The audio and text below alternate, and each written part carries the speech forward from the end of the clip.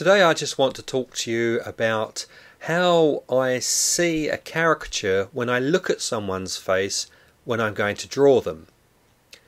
I have to do this when I'm drawing live at events and weddings and parties and corporate events, as I'm trying to draw people within 2 or 3 minutes, and part of that process is when you look at someone's face is to almost instantly see the caricature in front of you on their face.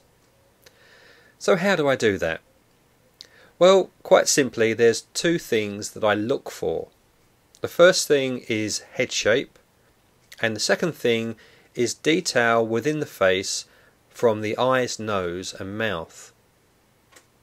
Well, let's look at the first one. Number 1, the head shape. I kind of try to see what's around the outside of the head to help me determine the head shape. So I'm ignoring the detail of the face itself, of the features. I'm just looking at that overall head shape, that almost a line that goes around the outside. That's what I'm trying to see, and then I'm looking to determine which shape it's making. Does someone have a long thin face? Is someone stout and maybe sort of very heavy, so they have a short, very large round face? Does someone have a large chin, so there's a lot of weight that comes down on the head shape to the lower part where the chin is? And vice versa, if someone has a large forehead, does the shape and the weight go up to the top part of the head? So that head shape's important, and that's the first thing I'm trying to visualize for myself when I look at someone's face. The second thing is that triangle which fits to the details of the eyes, nose and mouth.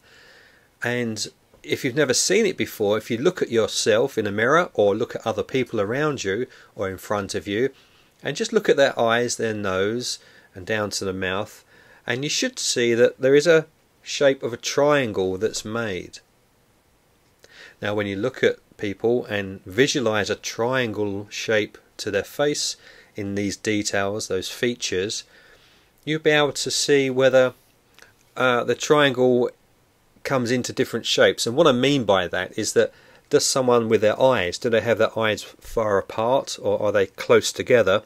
So those 2 points at the top of the triangle, the wide part of the triangle, which is the flat section, does that come out wide or does that sit in close? Is it narrow?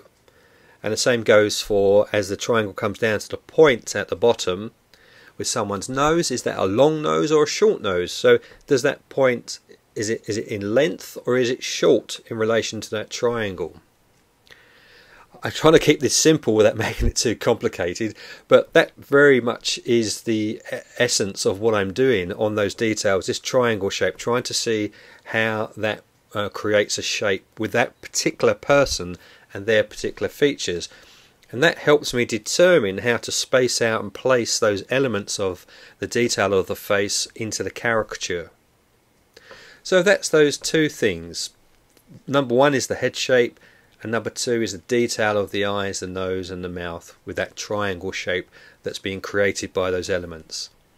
Those things happen very, very quickly for me. It almost becomes a very natural thing for me. So when I look at someone, and it can be anyone at any time at any place, I'm seeing that just naturally, just happens for me.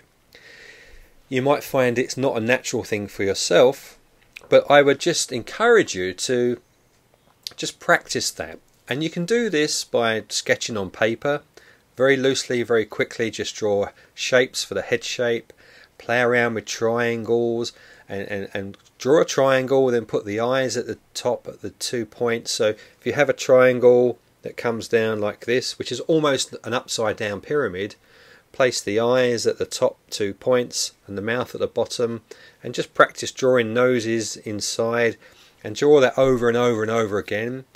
And also when you're out and about, just by looking at people, you can practice by imagining that triangle on their face or looking at their heads to see the head shape. And you can do that anytime, anywhere, and anywhere you go, down shop when you're out shopping or with friends or family socializing. You can use that just to practice in your mind as a kind of just a way to just try and envisage what you're seeing, and that is good practice to do as well as drawing on the paper.